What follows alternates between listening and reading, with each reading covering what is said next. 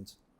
DP World's ports, they shut down on Friday, but didn't really hear about it in the media till later in the weekend. I know Optus last week were savaged for providing a little trickle of information out to the media when their network was down. You think DP World should have been a bit more proactive getting the message out there? Yeah, look, we were aware at about midday on Friday that there was a problem, but we didn't know what the problem was. So, it's not unusual for systems outages unscheduled to happen or major equipment failures. So we weren't too alarmed at that stage, but when the incident was dragging on into the afternoon and then late in the evening we got the official advice, we realised we were in for a bigger issue.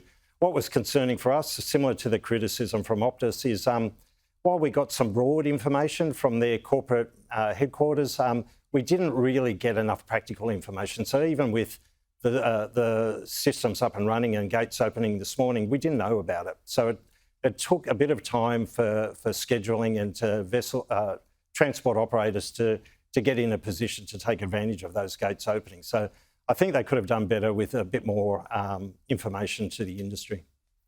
How busy is it right now for the ports? Is it really ramping up as we get into the Christmas season? Yeah, look, it is. It's the traditional peak season. I suppose if you call it a blessing, we've had a bit of an economic downturn, as you no doubt know. Container volumes are down. So it's probably a less of an issue than it would be, say, this time last year or in previous years. But still a significant time. It is a peak time. We were concerned, again, in the lead up to Christmas, what this would be. But hopefully the cyber incident now looks as though it will be largely addressed. Importers should be okay. The bigger issue seems to be on the exports. We've heard, again, unofficially, but third hand through our members, that exports could be held up for another 2 weeks. So that's going to have devastating impacts on that sector. And what's the industrial action that's ongoing with DP World and its workers at the moment as well? Yeah, look, again, paying conditions, and without getting into the detail of it, I don't know the detail of it, but I can explain, the consequences of it. It is severely impacting industry. We've got a situation where DP World would normally take 2 days to turn around a vessel to load and unload containers. It's now taking 6 to 7 days.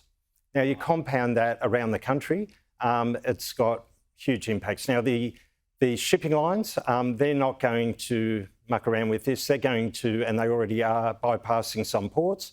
So if you've got your container load of goods due for Sydney, you may find that Sydney gets bypassed, gets discharged in Melbourne, and you've got to work out how to get that cargo back to destination. So big issues there. But again, our exporters. So they need a level of predictability to move high volumes of containers from our regional centres by rail to the port, and they don't know if the vessel's going to be there.